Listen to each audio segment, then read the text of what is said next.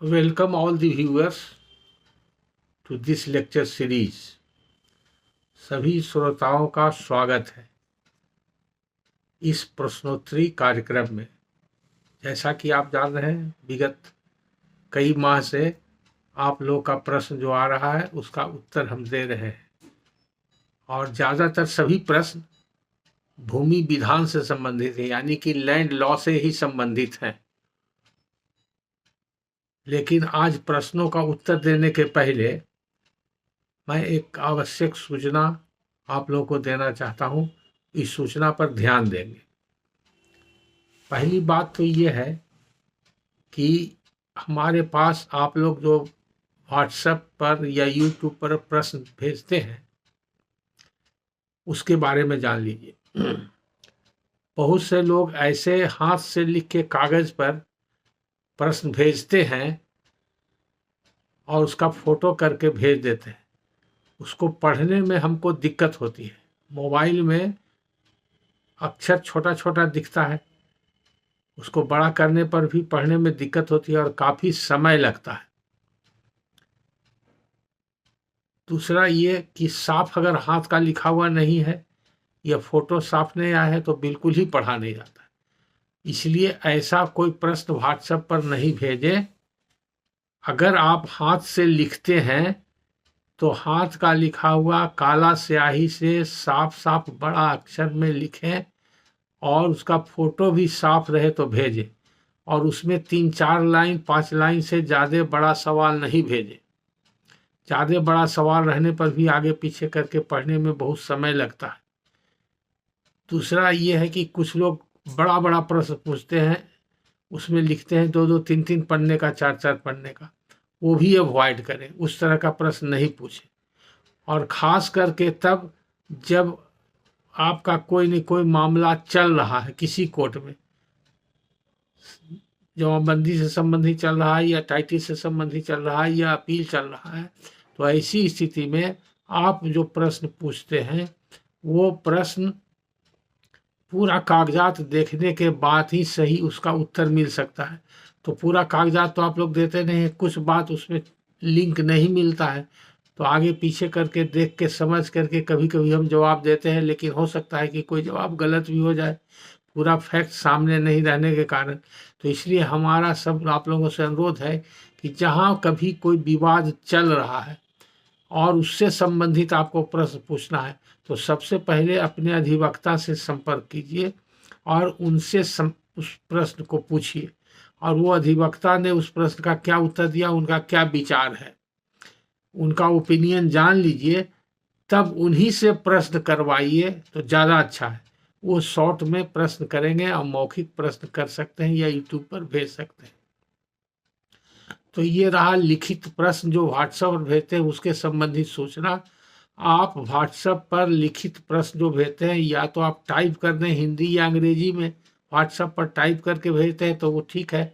और अगर अलग से लिखते हैं तो उसको टाइप करा के उसका फोटो साफ साफ भेजें, या अगर हाथ से ही लिखते हैं तो काला स्याही से, काला लीड से थोड़ा बड़ा हरफ लिखें, अक्षर बड़ा लिखें और उसका फोटो ठीक से लें और तब भेजें। लेकिन बड़ा प्रश्न नहीं भेजें, सीधा साधा सटीक और छोटा प्रश्न भेजें। अगर उस तरह का प्रश्न आप भेजिएगा जिसको पढ़ने में ही हमको समय लगेगा तो एक साथ 10-20 प्रश्न का उत्तर देना संभव नहीं है। और इतना ही समय आप लोग के लिए दे रहे हैं जो काफ़ी है। हमारे पास समय का अभाव रहता है और मेरा अपना काम, वकील का काम गड़बड़ा जाता है। उसी समय में समय निकाल करके या बीच बीच में कभी कभी आपके प्रश्नों का उत्तर देने का प्रयास करते हैं। दूसरी बात ये रहा कि आप काल्पनिक प्रश्न नहीं पूछें। अपने कल्पना से कि ऐसा हो गया, वैसा होगा तो ऐसा होगा तो क्या होगा, ये प्रश्न नहीं पूछे। जो घटना घट रही है, जो वास्तविकता है, जो वस्तु स्थिति है और जो कागज से और सच्चाई से पता चलता है और उससे समस्या उत्पन्न है, कानूनी अड़चन है, उसके बारे में आप पूछ सकते हैं। कुछ लोग जो है डायरेक्ट फ़ोन पर भी बात करते हैं, उनसे मेरा अनुरोध है कि आप फ़ोन करते समय इस बात का ख्याल रखें कि वर्किंग डे है कि नहीं, यानी कि कोर्ट का काम चल रहा है, हाई कोर्ट खुला हुआ है। तो हाई कोर्ट खुला हुआ है तो सुबह में हमको समय नहीं मिलता है। सुबह में हाई कोर्ट के काम के लिए तैयारी में वक्त रहता है और अपने तैयार होना पड़ता है।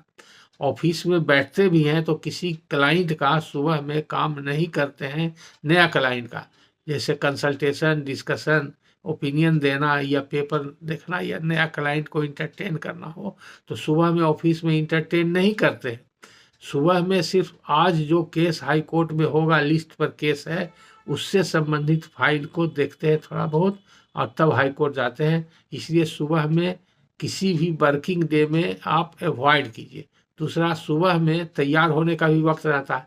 बहुत से लोग एकदम 6 बजे 5 बजे सुबह में ही फ़ोन कर देते हैं, तो ये बिल्कुल अवॉइड कीजिए। अगर हम हालांकि कोशिश करते हैं कि फ़ोन आता है, अनजान फ़ोन भी आ जाता है, तो हम उसको एक बार उठा लेते हैं और पूछ लेते हैं। तो ऐसे स्थिति में अगर बहुत इमरजेंसी हो, कुछ ऐसी बात पूछनी हो, तो जब आप कॉल करें तो तुरंत पहले बता दें, जैसे हेलो करें बता दें कि हमको अर्जेंट प्रश्न एक पूछना है, समय है कि नहीं, 2 मिनट 1 मिनट का। कोई छोटी बात पूछनी हो तो आप वैसे इमरजेंसी में पूछ सकते हैं, आपको मनाही नहीं है, लेकिन हमसे ज़रूर पूछ लीजिए कि समय है कि नहीं, बात करें कि नहीं। दूसरा, कुछ लोग दिन में भी फ़ोन करते हैं जब हम कोर्ट में मौजूद हैं। कभी कभी एकेडमी में पढ़ाते रहते हैं, वहाँ भी फ़ोन आ जाता है, तो उससे भी डिस्टर्बेंस होता है। अगर आप पूछ लें पहले कि आप कहाँ हैं, व्यस्त हैं कि नहीं, हम बात कर सकते हैं कि नहीं, तो ज़्यादा अच्छा। इसलिए ज़्यादातर लोगों से अनुरोध है कि आप कोशिश करें शाम में 7 बजे के बाद, 8 बजे के बाद, 9 बजे के बाद, रात में फ़ोन करें तो ज़्यादा अच्छा रहेगा। क्योंकि उस समय जो काम होता है ऑफिस में चलते रहता है काम, तो बीच में ब्रेक लेकर के आपका जवाब दे सकते हैं। अगर छोटा प्रश्न हो, सटीक प्रश्न हो और ज़रूरी हो तो डायरेक्ट कॉल करके भी पूछ सकते हैं। अब कुछ विद्यार्थी लोग हैं, वो विद्यार्थी लोग हैं कि कानून के पेचीदगी पर प्रश्न पर दर प्रश्न पूछते हैं। एक साथ 10-20 प्रश्न जमा करके रखते पूछते हैं, तो कभी कभी आधा घंटा 1 घंटा मेरा समय बर्बाद हो जाता है। तो ऐसे विद्यार्थी से अनुरोध है कि वो हमसे पहले समय ले ले और पूरा प्रश्न अपना लिख करके वो व्हाट्सएप पर साफ साफ टाइप करके हमको भेज दें, और 1 दिन 2 दिन पहले भेज दें और समय मांग लें।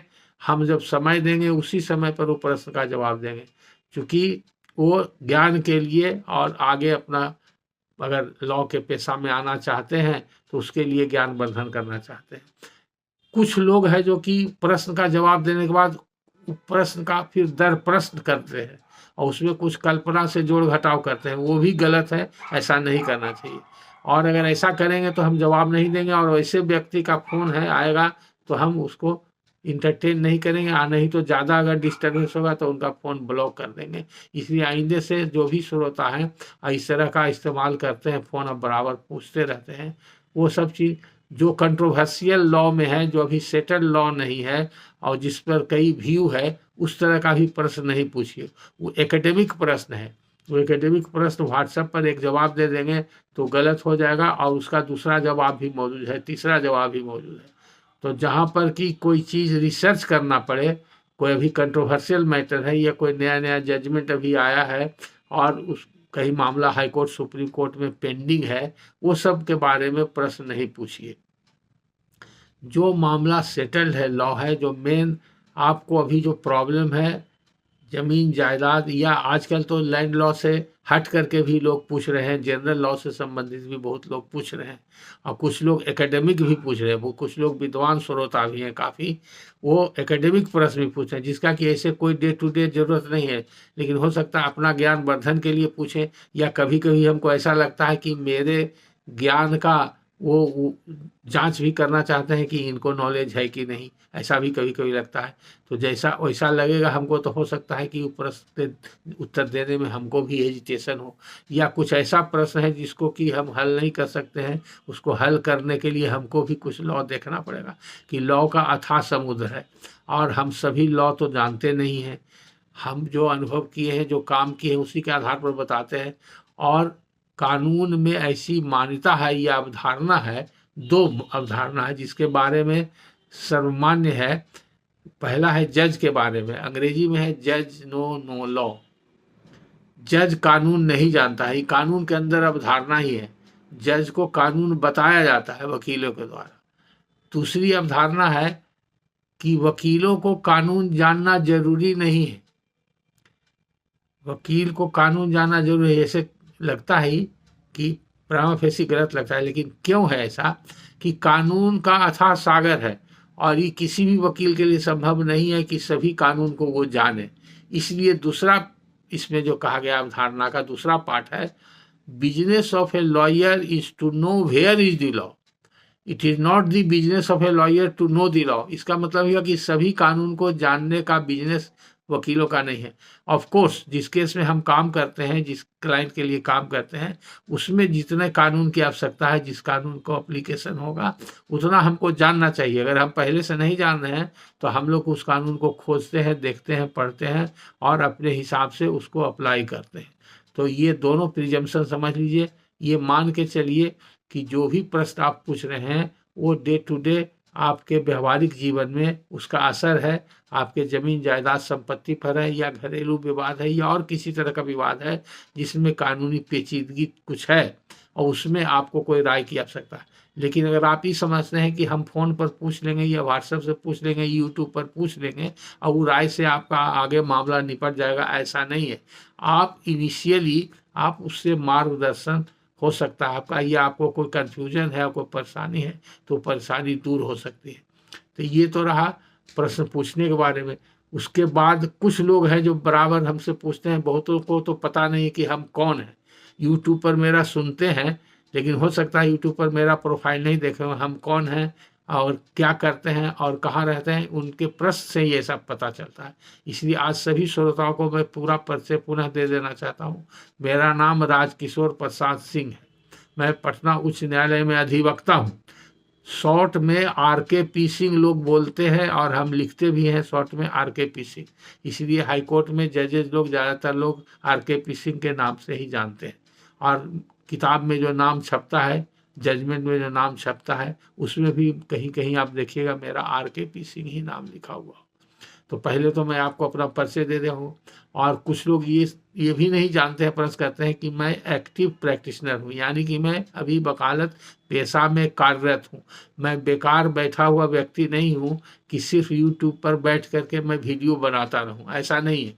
आपको ये भी जानकारी होना चाहिए कि यूट्यूब का वीडियो शुरू हुआ है बिहार जुडिशियल एकेडमी में। जब हम जजेस लोग को पढ़ाते थे, क्लास लेते थे मजिस्ट्रेट या जुडिशियल ऑफिसर्स को, तो उसी का सब वीडियो लेक्चर है शुरू में। बाद में बहुत से श्रोता लोग जुटते गए और उनके अनुरोध से जनरल लेक्चर भी हम देने लगे।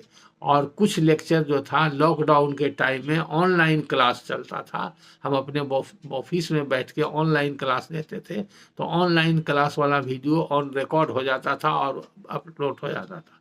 वो रिकॉर्डिंग चलते रहता था और रिकॉर्डिंग होकर के वो अपलोड हो जाता था। तो वो सब आप देखिएगा। इसलिए लेक्चर का जब प्ले लिस्ट में जाइएगा, खोजिएगा, तो देखिएगा दो तरह का लेक्चर है। एक है जुडिशियल एकेडमी का लेक्चर है, एक जनरल लेक्चर है। तो कहीं कहीं प्ले लिस्ट में इसका इंडिकेशन दिया हुआ है, हेडिंग दिया हुआ है, या टॉपिक या सब्जेक्ट दिया हुआ है।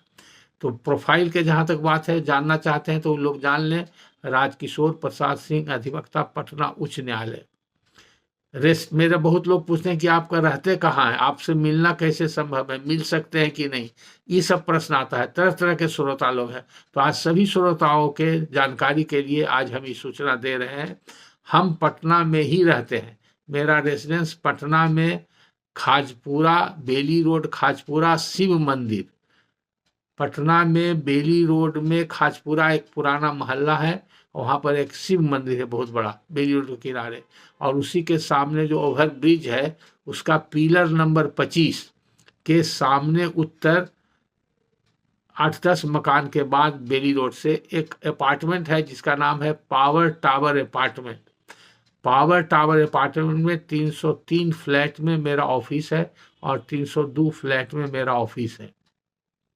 वो अपार्टमेंट में ही मेरा ऑफिस है जहाँ पर बैठ के हम काम करते हैं क्लाइंट का, और लेक्चर वगैरह भी वहीं से देते हैं या ऑनलाइन क्लास लेते हैं, या जैसे अभी हम बात कर रहे हैं तो अपने ऑफिस में ही बैठे रहते हैं। इसलिए ज़्यादातर मेरे वीडियो लेक्चर में आप देखेंगे कि कुर्सी भी एक ही होगी और पीछे में अलमारी या बुक शेल्फ एक ही दिखाई पड़ता है। तो उसी ऑफिस से, जहाँ पर जो मेरा वर्किंग टेबल है, बैठ करके हालांकि मेरे ऑफिस में कई चैम्बर है और अलग अलग टेबल है, लेकिन ज़्यादातर हम इसी चैम्बर में बैठते हैं और बैठ करके काम करते हैं या लेक्चर देते हैं। तो ये हुआ मेरा रेसिडेंस। पता हुआ 303। अगर लिखना चाहिए जो श्रोता लोग लिख लीजिए, बहुत से लोग आने के लिए पता भी पूछते हैं। तो 303 पावर टावर, अशोकपुरी, बेली रोड, पिलर नंबर 25 से उत्तर, पटना 14। इस एड्रेस पर आप कोई कागज भेजिएगा तो भी पहुंच जाएगा, इस एड्रेस पर आप आइएगा तो भी आप पहुंच जाइएगा। और आने के लिए कहीं से भी आइए, बहुत आसान है। अगर आप पश्चिम से आते हैं, आरा, बक्सर या और यूपी से इधर से आते हैं और अपने गाड़ी से आते हैं, तो सगुना मोड़ से जब बेली रोड के द्वारा पटना की ओर आप जाएंगे तो रास्ते में ही पिलर नंबर 25 पड़ेगा। अगर आप ट्रेन से आते हैं, पाटलिपुत्रा उतरते हैं, तो वहाँ से ऑटो पकड़िएगा पाटलिपुत्रा स्टेशन से, तो पिलर नंबर 25 के पास उतार देगा। या अगर आप खगौल से आते हैं तो खगौल से ऑटो पकड़ के आइएगा तो आप पिलर नंबर 25 पर उतर जाएगा। और मोहनिया, सासाराम, आरा, उधर से लोग, बहुत से बस से लोग आते हैं तो बस भी यहाँ पर रुकती है, या जीप से लोग आते हैं तो बेली रोड के पास रुक जाती है। और अगर उधर हाजीपुर से आते हैं और इधर उत्तरी बिहार से लोग आते हैं, अपना गाड़ी से आते हैं, तो ये गांधी सेतु से नहीं आकर के आसानी है आपको, जयप्रकाश जेपी सेतु जो नया वाला पुल बना है उससे जैसे ही आइएगा, आसियाना दीघा रोड से आप आसियाना मोड़ के पास तुरंत पहुंच जाइएगा। वहाँ से मेरे रेसिडेंस नज़दीक है। आसियाना दीघा रोड के पास ही जो पासपोर्ट ऑफिस है, पासपोर्ट ऑफिस के पीछे ही पड़ता है, 3-4-5 मकान के बाद। तो लोकेशन भी आपको पता चल गया। पोस्टल एड्रेस में ही हुआ 303 पावर टावर, अशोकपुरी, बेली रोड, पटना 14, ये पोस्टल एड्रेस हुआ। लेकिन बेली रोड में पिलर नंबर 25 जरूर याद रखिए, पिलर नंबर 25 से उत्तर। अब फ़ोन नंबर बहुत से लोग पूछते हैं, तो मेरा फ़ोन नंबर 2 है। एक फ़ोन पर BSNL का जो फ़ोन है उस पर व्हाट्सअप नंबर है, वो नंबर ज़्यादातर लोगों को है और कभी कभी उस पर बात नहीं हो पाती है, इसलिए लोग फिर फ़ोन नंबर पूछते हैं। किसी कारणवश अगर बात नहीं हुई तो आप पहला तो मेरा व्हाट्सअप नंबर और फ़ोन नंबर BSNL का जो है वो नोट कर लीजिए, 9431078617। फिर से हम दोहराते हैं, 9431078617। दूसरा नंबर है जियो का, इस पर व्हाट्सअप नहीं है, ये नंबर है 7903931874। फिर से हम दोहराते हैं, जियो का फ़ोन नंबर मोबाइल जो है 7903931874।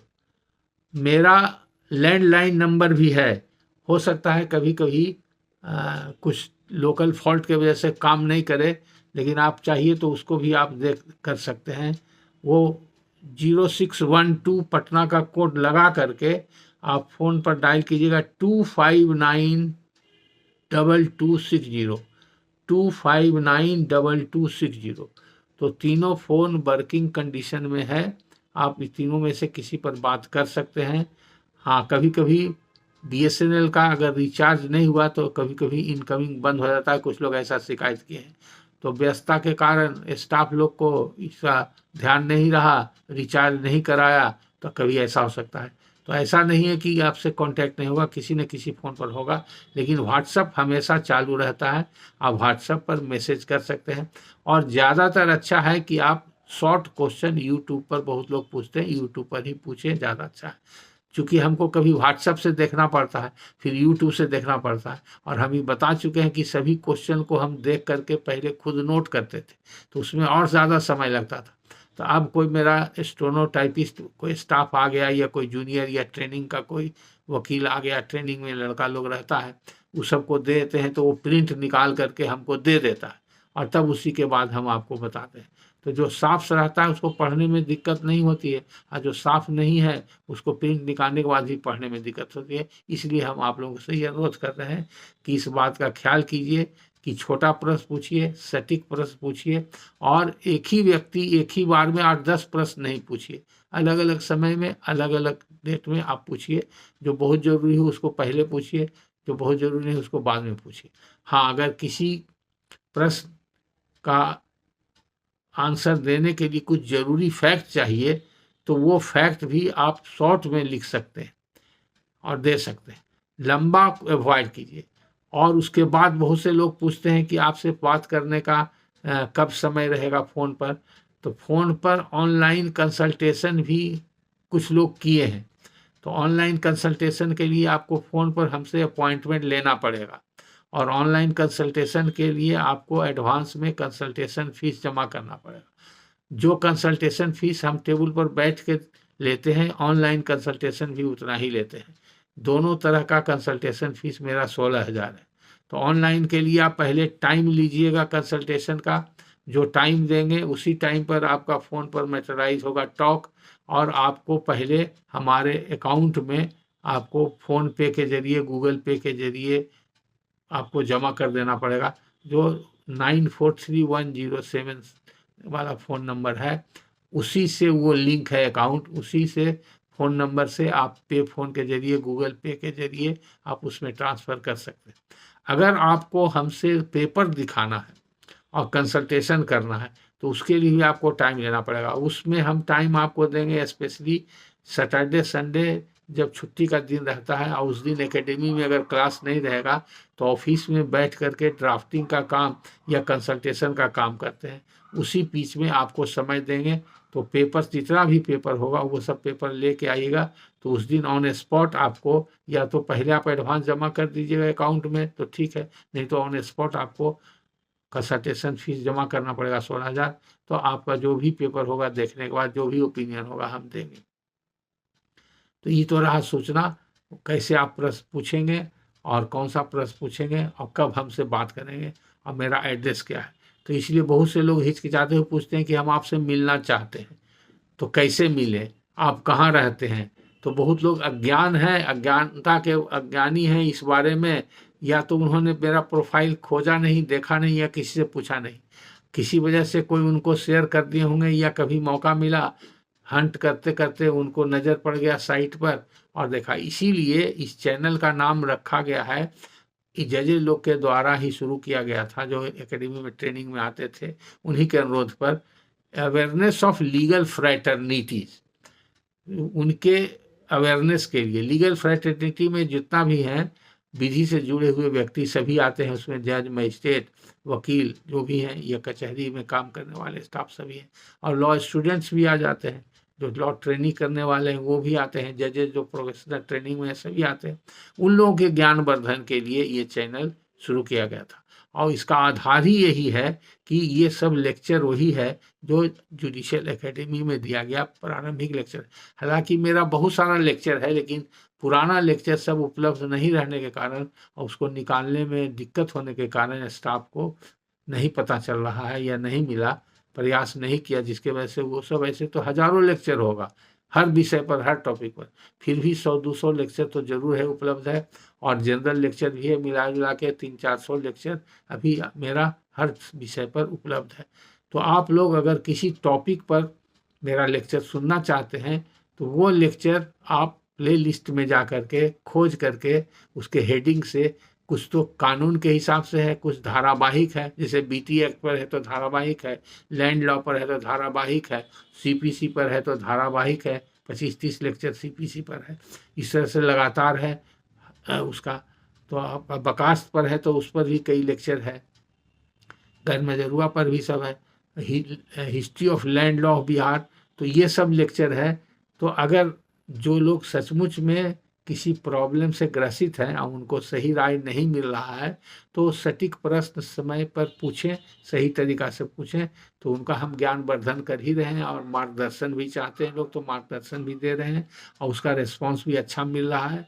यही वजह है कि ज़्यादा से ज़्यादा लोग जुट रहे हैं, और आप सभी लोगों से अनुरोध है कि इसको ज़्यादा से ज़्यादा इसका प्रचार प्रसार करें, ज़्यादा लोग को शेयर करें, ज़्यादा लोग को सब्सक्राइबर बनाएं, और ज़्यादा से ज़्यादा लोग इसमें जुड़े तो अपना अपना मंतव्य कमेंट देना है तो वो भी दे सकते हैं। उनको क्या चाहिए, रिक्वायरमेंट क्या है, हम आपके सेवा में तत्पर हैं। लेकिन आप इस बात का जरूर ख्याल रखिए कि हम प्रोफेशन में हैं, हम दूसरे क्लाइंट के काम में अगर व्यस्त रहेंगे तो उस काम को छोड़ करके सिर्फ यूट्यूब पर हम आपके प्रश्नों का उत्तर देने के लिए हाजिर नहीं रहेंगे। उसमें इसीलिए कभी कभी आप देखते हैं कि 10 दिन 15 दिन का गैप हो जाता है, रेगुलर हम उसमें नहीं जुट पाते हैं आप लोगों से। और कुछ इधर लगातार फरमाइश भी आ रहा है कि आप इस टॉपिक पर लेक्चर दीजिए, तो वो सब हमारे ध्यान में है। जब भी समय मिलेगा तो पर्टिकुलर किसी भी सब्जेक्ट पर हम नया लेक्चर भी देंगे। जैसा कि दो चार पांच अधिवक्ताओं का अनुरोध आया है, कुछ जनरल आम जनता के तरफ से भी लेक्चर आया है, कुछ पर्टिकुलर कानून के ऊपर, उसमें खास करके है लैंड इनक्रोचमेंट के ऊपर इधर कई बार आया है। और दूसरा है छोटा नागपुर टेनेंसी एक्ट का आ रहा है, संथाल परगना टेनेंसी एक्ट का आ रहा है, ये सब भी आ रहा है। कुछ अधिवक्ताओं का कहना है कि आप सिर्फ लैंड लॉ पर ही क्वेश्चन आंसर दे रहे हैं, आप जनरल लॉ का दीजिए। तो जनरल लॉ का भी क्वेश्चन आप लोग पूछ सकते हैं। ऐसा नहीं है कि लैंड लॉ का क्वेश्चन आंसर सीरीज चल रहा है तो सिर्फ लैंड लॉ से संबंधित ही, आप जनरल लॉ से संबंधित भी आपको अगर जिसकी आवश्यकता है तो आप पूछ सकते हैं। ये तो रहा लेक्चर के बारे में और आपके सवाल करने के तौर तरीका के बारे में, और ये रहा मेरा परिचय। अब साथ ही साथ बहुत से लोग पूछते हैं कि आप कौन सा किताब लिखे हैं और वो किताब कहाँ उपलब्ध है। तो आपके सूचना के लिए बता दें, किताब तो हम जरूर लिखे हैं, लेकिन किताब छपने में अभी विलम्ब है, इसलिए कि हमको समय नहीं मिला, उसका रिवीजन नहीं हो सका है। और वो किताब 2-3 रेडी है लेकिन अभी नहीं आया है किताब, इसलिए उसके बारे में आपको जानकारी नहीं। हाँ, इस बीच में एक उपलब्धि ये है कि एक किताब मैंने आम लोगों के लिए लिखी है। वो किताब है श्री राम जन्मभूमि विवाद एवं समाधान। छोटी किताब है, 100 पन्ने की, 100-125 पन्ने की किताब है, जिसका मात्र 151 रुपया कीमत है। वो पढ़ने लायक है, सभी लोगों को पढ़ना चाहिए। लेकिन हमने हिंदी में नहीं लिखी, अंग्रेजी में लिखी है किताब। मैंने सोचा कि ज़्यादातर अंग्रेजी लोग, पढ़े लिखे लोग इसको पढ़ेंगे ही, और लॉ से संबंधित उसमें मामला है। सुप्रीम कोर्ट तक जो मामला चला, अयोध्या का विवाद जहाँ से शुरू हुआ, करीब करीब 500 सालों का जो लीगल हिस्ट्री है, घटनाक्रम है, उसको क्रमवार तरीके से उसमें लिखा हुआ है। और वहाँ पर कैसे विवाद का समाधान हुआ, उस विवाद को समाधान करने में किनका योगदान रहा, कौन 3 महत्वपूर्ण व्यक्ति हैं जिनके कारण हुआ, और उसमें टर्निंग पॉइंट कब आया, क्यों भूमि विवाद हम लोग जीते, और अगर नहीं होता वो घटनाक्रम, टर्निंग पॉइंट नहीं आता तो हम लोग नहीं जीतते, इस सब बारे में उसमें लिखा हुआ है। और उसका कुछ धार्मिक और आध्यात्मिक पक्ष भी, अयोध्या के बारे में और राम अवतार के बारे में, जन्म के बारे में लिखा हुआ है। इसलिए जो श्रोतागण इच्छुक हैं उनके जानकारी के लिए हम ये बता रहे हैं। ये किताब मार्केट में तो अभी उपलब्ध नहीं है। कल अयोध्या जी से एक आए थे, वहाँ के मठ के पुजारी और मुख्य पुजारी के लड़के आए थे, तो कुछ किताबें वो अयोध्या जी लेकर के गए हैं।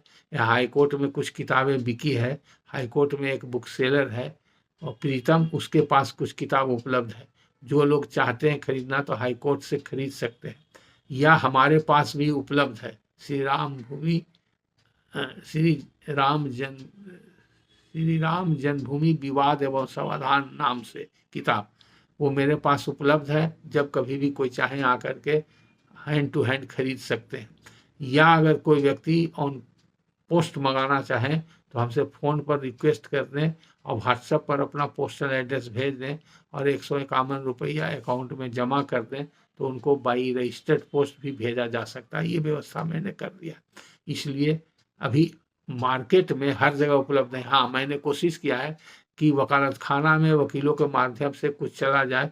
जैसे हिल्सा में कुछ किताब उपलब्ध है अनिल कुमार सिन्हा अधिवक्ता के पास, बिहार शरीफ में किताब उपलब्ध है विजय किशोर प्रसाद सिंह एडवोकेट के पास, शेखपुरा में उपलब्ध है किताब सतीश प्रसाद एडवोकेट के पास। उसी तरह से मोतिहारी में किताब उपलब्ध है, वहाँ पर ओम प्रकाश गुप्ता एक अधिवक्ता है, उनके पास उपलब्ध है। मुजफ्फरपुर में एक एडवोकेट है सोनिया सिंह, लेडी एडवोकेट है, और एक सोनम कुमारी, दोनों के पास वो किताब उपलब्ध है। तो ऐसे ही कुछ कुछ जिला में वो सब किताब उपलब्ध है जो वकीलों के माध्यम से वकीलों तक पहुंची है।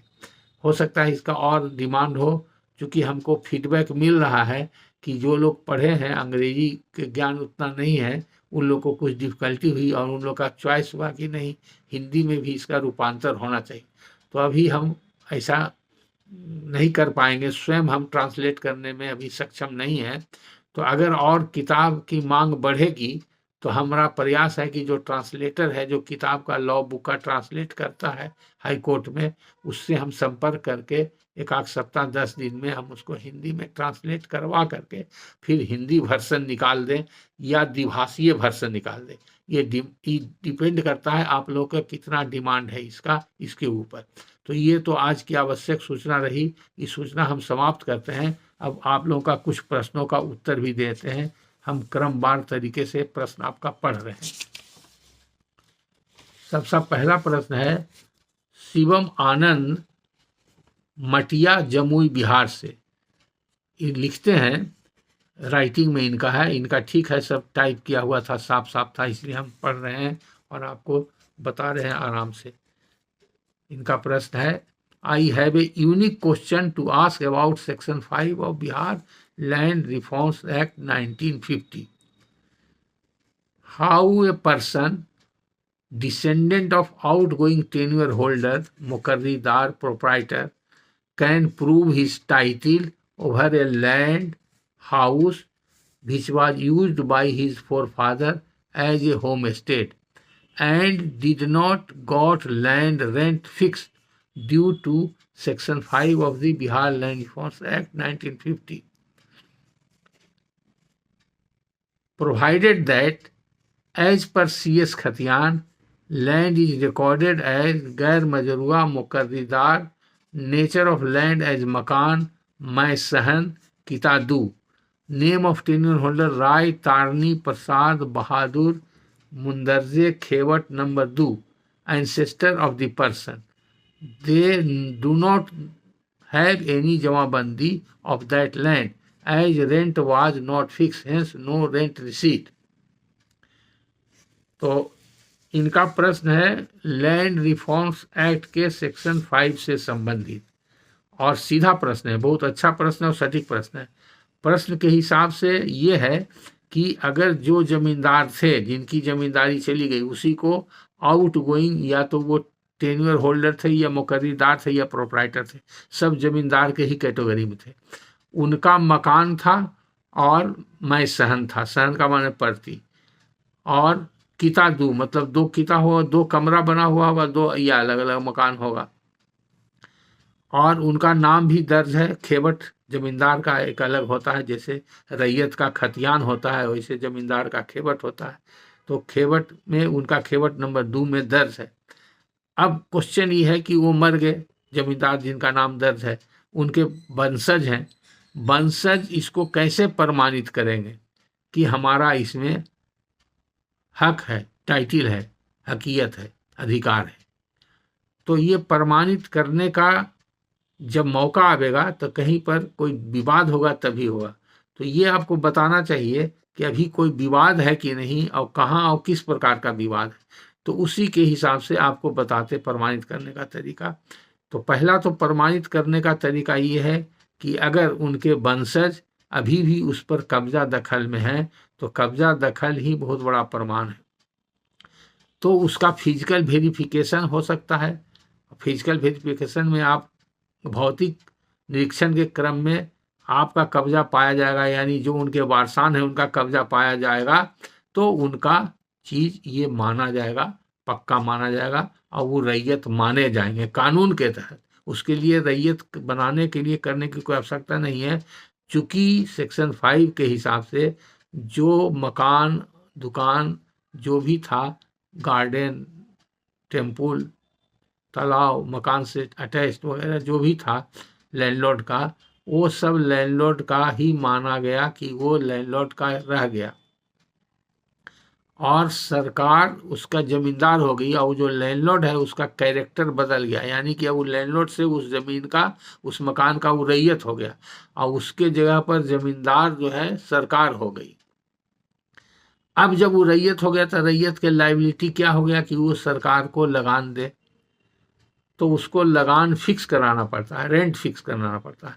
उसको काबिल लगान केस बोलते हैं या रेंट फिक्सेशन केस बोलते हैं।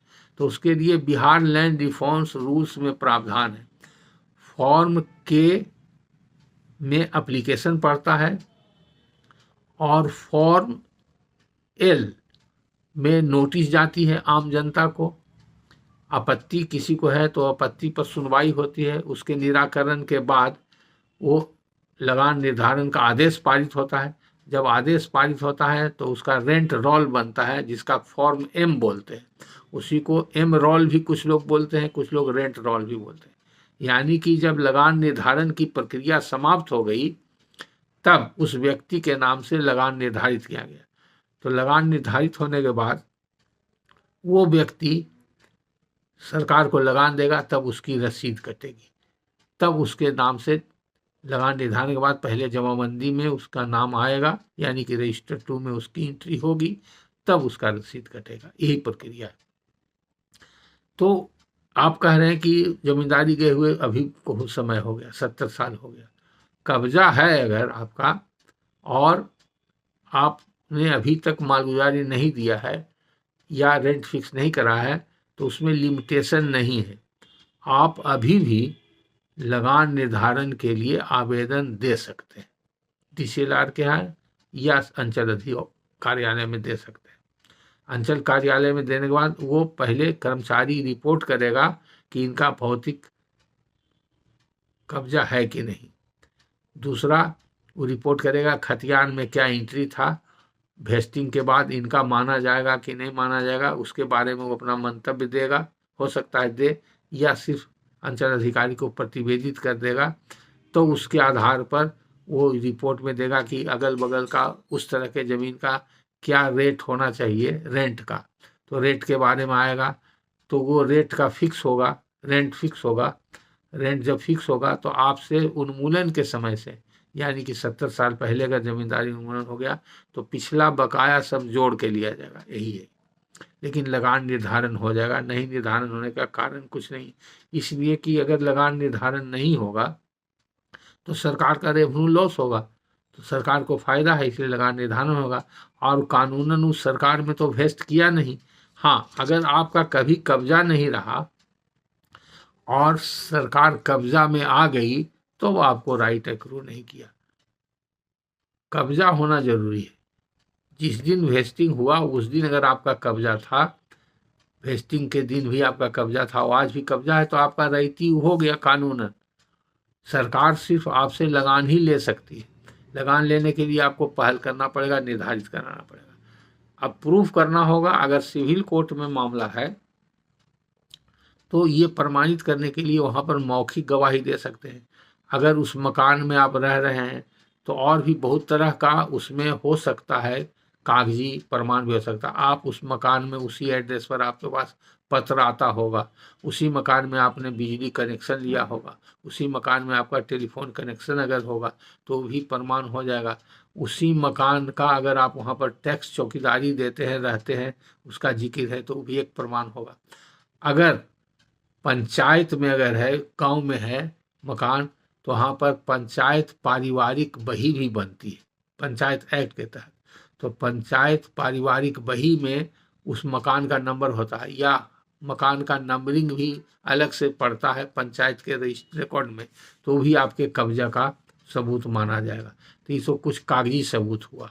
और उसके अलावा मौखिक सबूत, अगल बगल के रहने वाले लोग हैं, चौहद्दी वाले लोग हैं, वो अगर ज़मीन अपना बेचते हैं आपके चौहद्दी में और उसका चौहद्दी में आपका नाम दे देते हैं, तो इससे भी प्रमाणित होता है कि उस पर आपका कब्जा है, इसलिए चौहद्दीदार ने आपका नाम दिया है।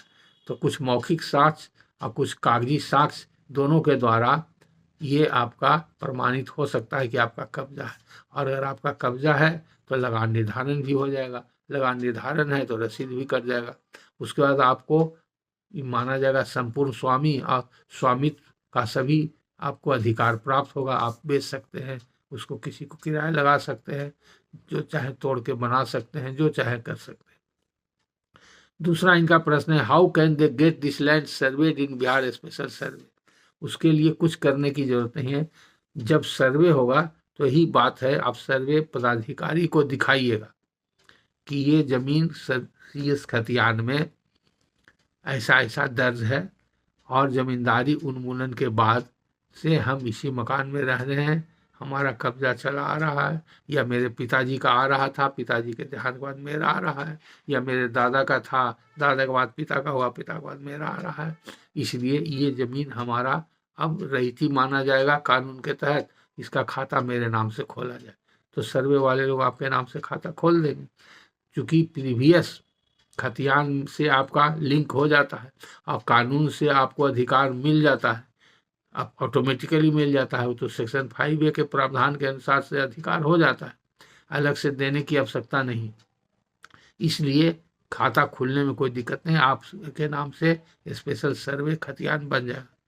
उसके बाद प्रश्न है, how can they sell this land home in case they want to do.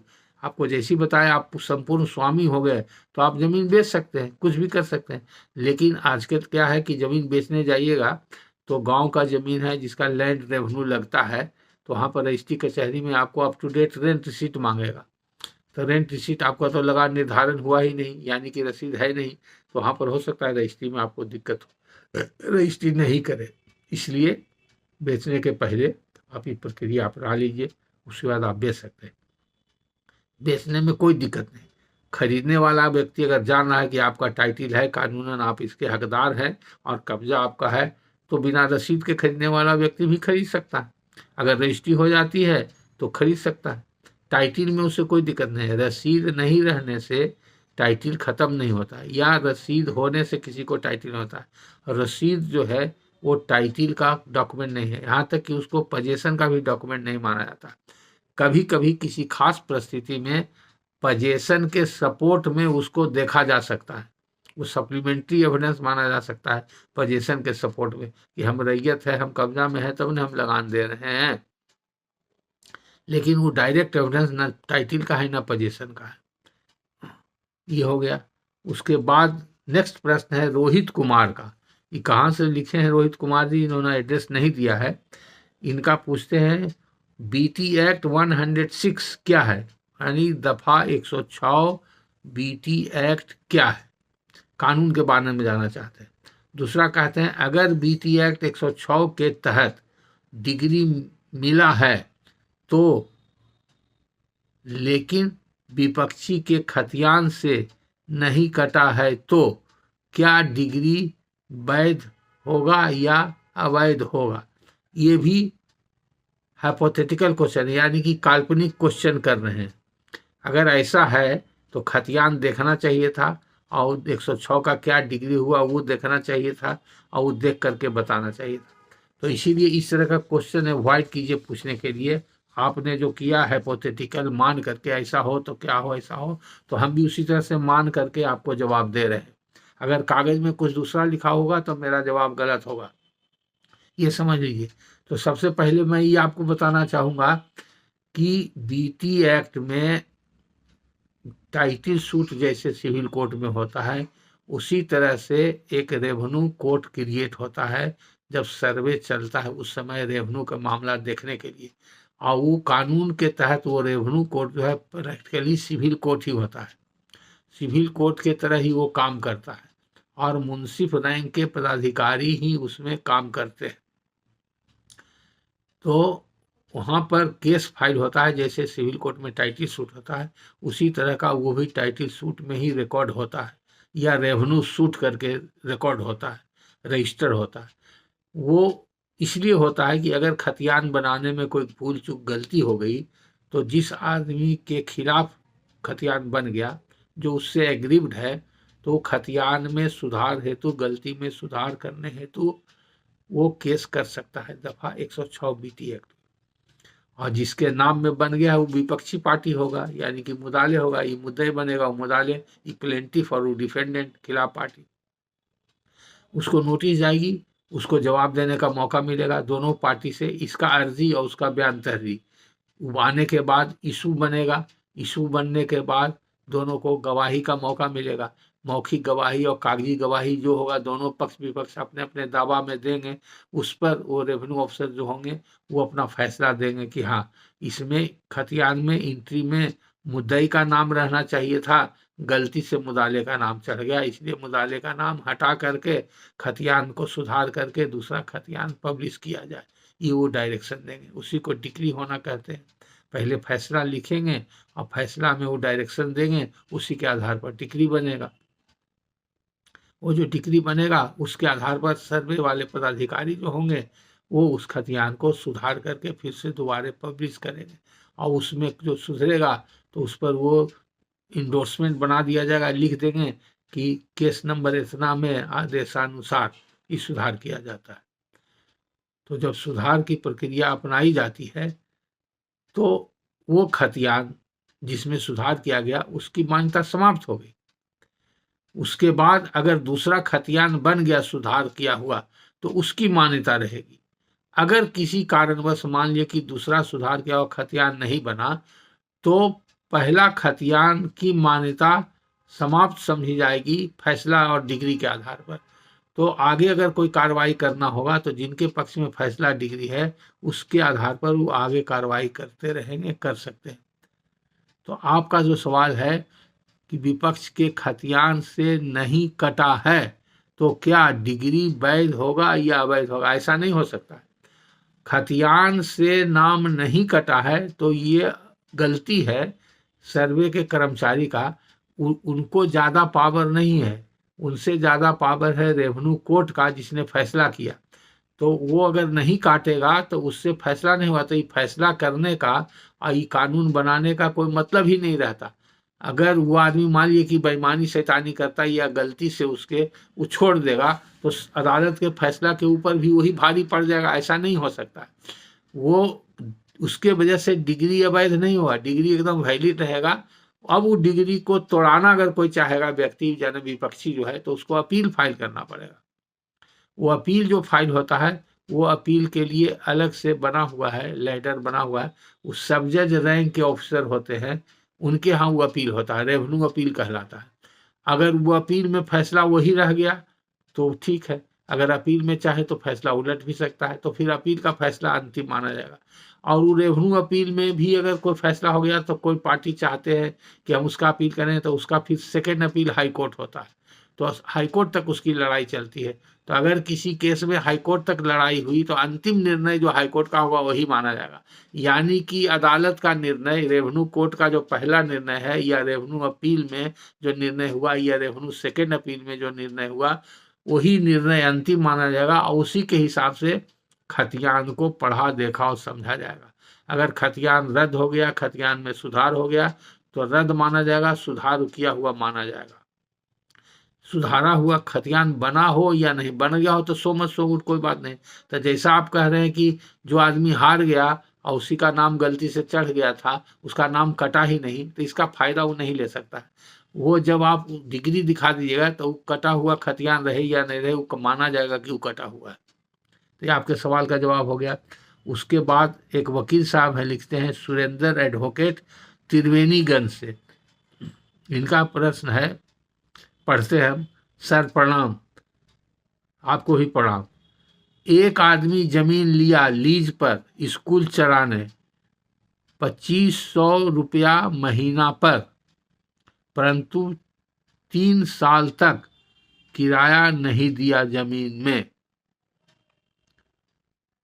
Tina shade बनाकर स्कूल चलाता है, जमीन खाली नहीं करता है। इसका मुकदमा सीपीसी के प्रोविजन के तहत फाइल होगा या बीबीसी एक्ट के प्रोविजन के तहत? देखिए, ये तो व्हाट्सएप पर भेजे थे तो इसका जवाब हम दे दिए हैं आपको। आप अगर देख लिए होंगे सुरेंद्र जी तो आप समझ गए होंगे। हमने जवाब दिया था कि टीपी एक्ट और सीपीसी के तहत फाइल होगा, बीबीसी एक्ट के तहत नहीं फाइल होगा।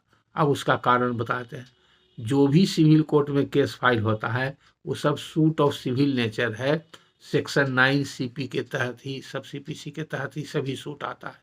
और अगर कोई विशेष प्रावधान है, जैसे स्पेसिफिक रिलीफ एक्ट का लेना चाहते हैं, मैंडेटरी इंजंक्शन का चाहते हैं, या स्पेसिफिक परफॉर्मेंस ऑफ कॉन्ट्रैक्ट का चाहते हैं, तो कुछ डिक्लेरेशन चाहते हैं तो स्पेसिफिक एक्ट का भी सेक्शन लगा सकते हैं, स्पेसिफिक रिलीफ एक्ट का भी लगा सकते हैं। कोई टीपी एक्ट जैसे लीज से संबंधित है या मॉर्गेज से संबंधित है तो टीपी एक्ट का भी प्रोविजंस को उसमें कोट कर सकते हैं। लेकिन सूट तो सिविल नेचर का सेक्शन 9 में ही होता है। अब रहा कि किराया का, तो किराया का जो केस होता है बीबीसी एक्ट में, उसका नाम पर ध्यान दीजिए, उसका नाम है Bihar building lease rent and eviction control act. तो ये बिल्डिंग से संबंधित है। अगर बिल्डिंग नहीं है तो ये एक्ट अप्लाई नहीं करेगा। और बिल्डिंग का डिफिनेशन एक्ट में दिया हुआ है, वो बिल्डिंग के डिफिनेशन में एक फूस का झोपड़ी भी है तो वो भी बिल्डिंग के डिफिनेशन में आता है। ये अगर आपका एक मकान है और उसमें बाउंड्री वाल दिया हुआ है, एक कमरा खाली बाउंड्री वाल दिया हुआ तो वो भी बिल्डिंग के आता है। ये छोटा सा भी कुछ हो, हट भी हो, तो बिल्डिंग के डिफिनेशन में आता है। कोई शेड दिया हुआ है तो भी बिल्डिंग के डिफिनेशन। तो आपका कहना है कि लीज पर जमीन दिया था, अगर प्रति जमीन लीज पर दिया तो वो लीज हो गया टीपी एक्ट के तहत। टीपी एक्ट के तहत प्रति जमीन का लीज होता है। लीज का प्रावधान है 105 टीपी एक्ट, और ड्यूरेशन ऑफ लीज है 106 टीपी एक्ट, और 107 टीपी एक्ट में लिखा हुआ है लीज हाउ मेड। तो आप एक आदमी ने लीज पर दिया तो ये आपने नहीं लिखा है कि लीज मौखिक था कि कोई लीज का डीड बना था। ये सब भी कारण है मुकदमा में, आगे उसका रिजल्ट इधर से उधर हो सकता है। अगर टीपी एक्ट के अंदर लीज हो रहा है तो टीपी एक्ट का सेक्शन 107 कहता है कि लीज कितना दिन का हो वो रजिस्टर्ड इंस्ट्रूमेंट से होगा, और दोनों लेसर और लेसी दोनों मिलके एक्सिक्यूट करेगा, यानी कि उसको बाइलेटरल डॉक्यूमेंट कहते हैं। ज़्यादातर डॉक्यूमेंट यूनिलैटरल होता है, जैसे बेचने वाला आदमी वेंडर है जो सेल डीड लिख देता है भेंडी के पक्ष में, तो उस पर भेंडी को साइन करना कोई जरूरी नहीं, एक्सिक्यूट करना जरूरी नहीं। पहले तो भेंडी को जाना भी जरूरी नहीं रहता था। जैसे गिफ्ट डीड है, डोनर जो है वो एक्सिक्यूट करता है, डोनी को एक्सिक्यूट करने का जरूरत नहीं है, जाने का। आजकल चूंकि रजिस्ट्रेशन मैनुअल में चेंज हो गया है, रूल बदल गया है बिहार का, और कंप्यूटराइज हो गया है, इसके वजह से पहचान के लिए वहाँ पर जाना पड़ता है, और फोटो होता है और छाप वगैरह लिया जाता है। लेकिन पहले के प्रोसीजर में जो रूल्स था उसमें यूनिलैटरल डॉक्यूमेंट जो होता था, जो डॉक्यूमेंट लिखने वाला व्यक्ति है वही एक्सिक्यूट करने वाला व्यक्ति है, वही सिर्फ जाता था, वही लिखता था। अब चूंकि अगर वैसा डॉक्यूमेंट लिखा हुआ है लीज का यूनिलैटरल है तो वो इनवैलिड डॉक्यूमेंट है। दूसरा, अगर वो डॉक्यूमेंट रजिस्टर्ड नहीं है तो भी इनवैलिड है। तो इनवैलिड डॉक्यूमेंट पर आप कोई मुकदमा नहीं लड़ सकते, जीत नहीं सकते, ये अलग बात है। आप आपको जानकारी के लिए, आप वकील हैं इसलिए बता दिए, तो ये देखिएगा।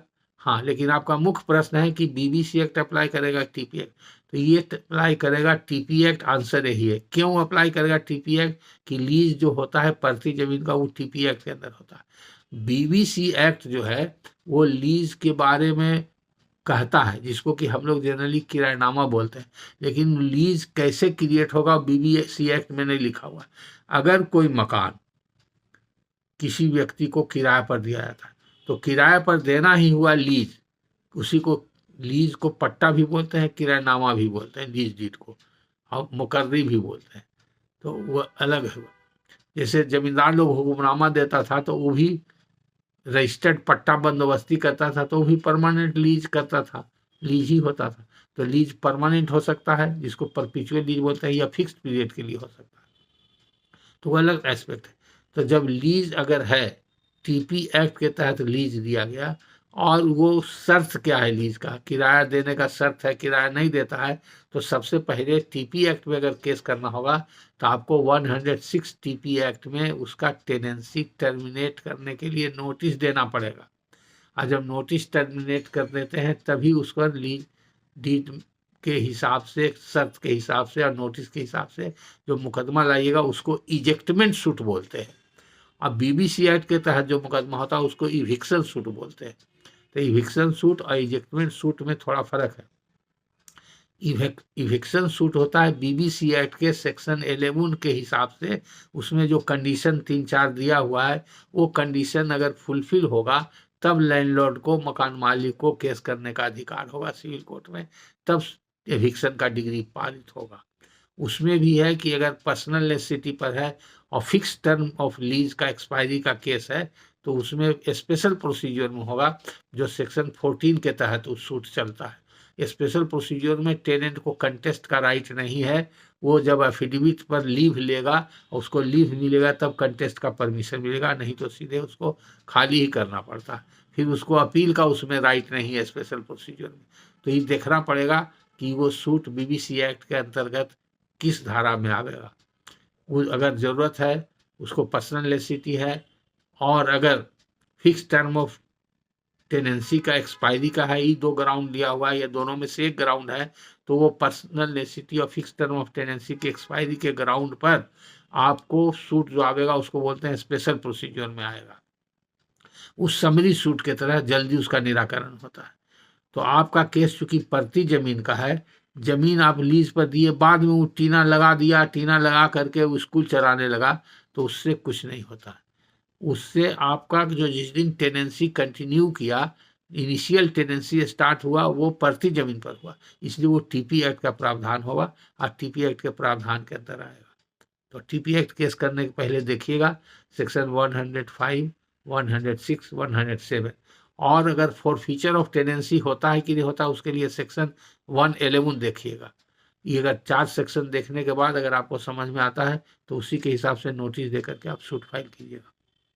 उसके बाद प्रश्न है राजीव कुमार गया जिला, इन्होंने प्रणाम भेजा है। प्रणाम सर, आपको भी राजीव कुमार जी प्रणाम। मैं एक किसान हूँ सर, मेरे दादाजी को बकास जमींदार के द्वारा 1358 फसली में हुक्मनामा से बंदोबस्त किया गया था, जिसका जमींदारी रिटर्न भी दिया गया है, और 1984-85 तक सरकारी रसीद भी कटा हुआ है। रिविजनल सर्वे में यह जमीन अनाबाद सर्वसाधारण हो गया, तो टाइटल सूट से डिग्री भी हासिल किया। अच्छी बात है, टाइटल कर दिए तो अच्छा हो गया। दाखिल खारिज के लिए आवेदन दिया तो सीओ ने आवेदन रिजेक्ट कर दिया और कहा कि लगान निर्धारण संबंधी कागजात नहीं है। दाखिल खारिज अपील में सीओ बोला कि खतियान सर्वसाधारण होने कारण दाखिल खारिज रिजेक्ट किया, तो उस समाहर्ता ने कहा कि सीओ का कहना सही और सीओ को अपील करने के लिए कहा। सर, मेरा मार्गदर्शन करें, यहाँ कुछ वकील साहब का कहना है कि इसका दाखिल खारिज होगा, तो कुछ कहते हैं कि लगान निर्धारण होगा, तो कुछ कहते हैं खतियान में तरमीम होने के बाद लगान निर्धारण होगा। देखिए, आपको पहले हम सूचना जो दिए हैं वो आप सुने होंगे, सूचना बताएं। आपका केस चल रहा है और एक केस डिक्री हो गया, तो इसमें अच्छा होगा जो आपके वकील साहब हैं उनको सारी बात की जानकारी है। आप वकील साहब के पास जाइए और हमसे समय ले लीजिए और वकील साहब से बात करा दीजिए, हम समझ जाएंगे, उनको हम गाइड कर देंगे। जहाँ तक सवाल ये है कि आप कहते हैं कि खतियान में तरमीम होगा कि नहीं होगा, आप तो खुद बतिया रहे हैं रिविजनल सर्वे में यह जमीन अनाबाद सर्वसाधारण हो गया, तो टाइटल सूट से डिग्री भी हासिल करता। टाइटल सूट में आपको क्या डिग्री हुआ? टाइटल सूट का डिग्री आप बताते नहीं है। टाइटल सूट में डिग्री हुआ यानी कि वो खतियान गलत साबित हो गया, तो गलत हो गया तो वो गलत हो गया, खतियान खत्म हो गया। अब खतियान में तरमीम कराने की कोई आवश्यकता नहीं है। और पहले आप कहते हैं कि 84-85 तक सरकारी रसीद कटा है, तो कैसे कटा सरकारी रसीद? इसका आधार क्या है आपका? कुछ बता सकते हैं? नहीं बता सकते हैं, तब सुनिए, कानून के हिसाब से हम आपको बता रहे हैं जो हुआ होगा। पहले तो आपको पता लगाना चाहिए कि जब हुक्मनामा से बंदोबस्ती किया गया तो आपने जमींदार को जरूर रसीद दिया होगा, जमींदारी रसीद मिला होगा, मालगुजारी दिया होगा बंदोबस्ती के आधार पर। और आप ये भी कह रहे हैं कि जमींदार ने रिटर्न भी दिया था, तो जब रिटर्न दिया था, रिटर्न के आधार पर खाता खोलने का अधिकार कर्मचारी और सीओ को है। अगर आपके वकील को जानकारी होगी तो ये बात जरूर लिखे होंगे, अगर नहीं लिखे होंगे तो आगे लिखेंगे। इसलिए आप वकील से बात कराइए, नहीं तो आपका केस बढ़िया है, अगर वकील की जानकारी नहीं रहेगी तो गड़बड़ा जाइएगा। या अगर आप अपील कर रहे हैं एडिशनल कलेक्टर के यहाँ, तो आप अपील करने के लिए कागज पत्र लेकर के यहाँ आइएगा तो आपका सुधार कर दिया जाएगा। अगर अपील कर चुके होंगे तो उसमें कुछ और ग्राउंड जोड़ सकते हैं बाद में, अगर समय है तो। अगर वो भी हो गया होगा तो हो जाने दीजिए, तब आपका आगे मामला गड़बड़ाने का चांस लगता है, तो फिर आपको बीएलटी में आना पड़ेगा। BLT में बिहार लैंड ट्रिब्यूनल पटना में आना पड़ा है। लेकिन आपको कुछ करने का जरूरत नहीं है, आपको सिर्फ बात को समझने का जरूरत है, उसी बात को रखने का जरूरत है। बात ये समझना है कि अगर लगान, आप पता कीजिए कि आपका शुरू में जब जमींदारी उन्मूलन हुआ तो 56, 57, 58 में बिहार सरकार का रसीद काटने का आधार क्या है, यही वो लोग देखता है, CEO और कर्मचारी किस आधार पर कटा। अगर आपका आधार नहीं मिलेगा तो कहेगा कि आपका कोई आधार नहीं है, जमाबंदी गलत तरीके से बना लिया है, वो जमाबंदी को नहीं मानता देगा भैया, बाद में कैंसिल कर देगा, इसलिए अब आपको दाखिल खारिज। तो जब आपका रसीद कट ही रहा है तो अब फिर आप दाखिल खारिज आप क्यों दे रहे हैं, ये भी आप नहीं बताए हैं। तो आपका सवाल एकदम कंफ्यूजिंग है, घौच पौच है। इसलिए अच्छा होगा कि जो सवाल करना चाहते हैं आप अपने वकील के पास जाके उनसे सवाल लिखवाइए और तब इसी तरह से टाइप करके भेजवाइए या उनसे हमारा बात करवाइए। सब कंफ्यूजिंग है। अगर रिटर्न में जमाबंदी में आपका नाम है और टाइटल में डिग्री भी हो गया है और दाखिल खारिज के लिए दिया, दाखिल खारिज पहले रसीद कैसे कट गया, जब रसीद कट ही रहा है तो दाखिल खारिज आप क्यों दिया, ये प्रश्न उठ रहा है। तो दाखिल खारिज किसी दूसरे के नाम से हुआ और फिर रिटर्न किसी दूसरे के नाम से है, किसके नाम से, ये सब नाम वगैरह तो लिखे नहीं है। तो ये सब भेग प्रश्न है, इसीलिए बराबर सूचना में बोलते रहते हैं कि आप लोग सही दीजिए, हमारा भी समय बर्बाद हुआ, आपका समय बर्बाद हुआ, हम सही आंसर भी नहीं देंगे, या आप कन्फ्यूजन कर रहे हैं तो कन्फ्यूजिंग जवाब ही चला आवेगा। इसीलिए अभी भी समय है, आप वकील साहब के पास जाइए, कौन पेपर में क्या है वो पढ़े हैं, देखे होंगे, वो समझ करके, या हम उनको गाइड कर देंगे, वो समझ करके वैसा प्रश्न बनावेंगे तो हम जवाब दे देंगे।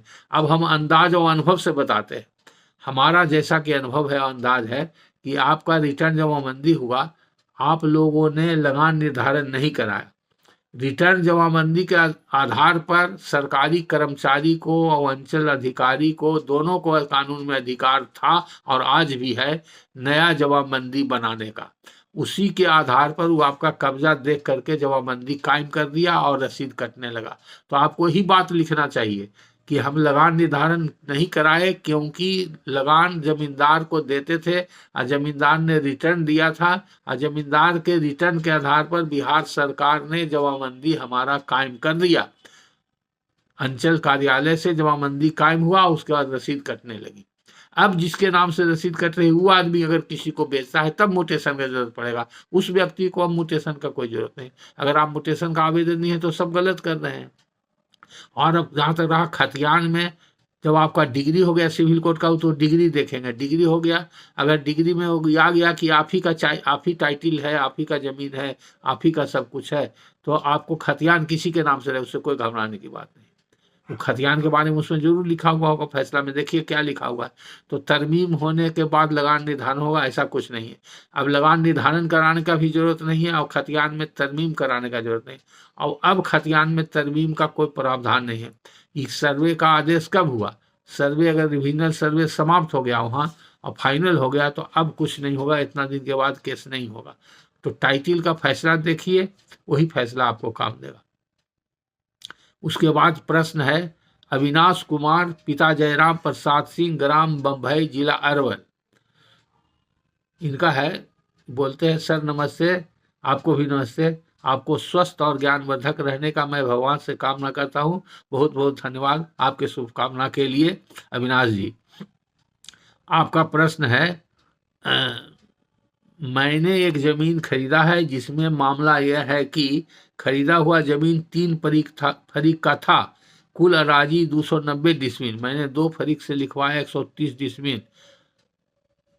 जो 2 फरीक से लिखवाया उनका यहाँ ममहर है, लेकिन समस्या यह है कि तीसरा फरीक जो यहाँ रहता है उसका कब्जा और इजारा है। तो सर मेरा प्रश्न यह है कि क्या मैं तीसरा फरीक पर टाइटल का मुकदमा कर सकता हूँ या कोई दूसरा उपाय हो तो कृपया मुझे मार्गदर्शन। ठीक है, आप कब्जा में आने के लिए टाइटल मुकदमा कर सकते हैं और या उस पर रोक लगाने के लिए कर सकते हैं, टाइटल डिक्लेयर करा सकते हैं, आपको कोई दिक्कत नहीं होगा। तीन व्यक्ति था, तीनों का शेयर था, 3 फरीक का था, तो तीनों में बंटवारा हुआ कि नहीं हुआ।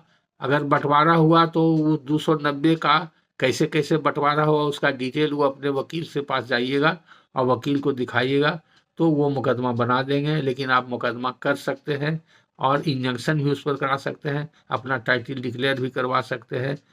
कब्जा करने से इन लोग का राइट खत्म नहीं होगा, और उन लोग का हक था, तीनों का बराबर हक था, तो जिससे आप खरीदे उसका हक आपको प्राप्त हो गया। उस आधार पर आप जमीन पर जा भी सकते हैं।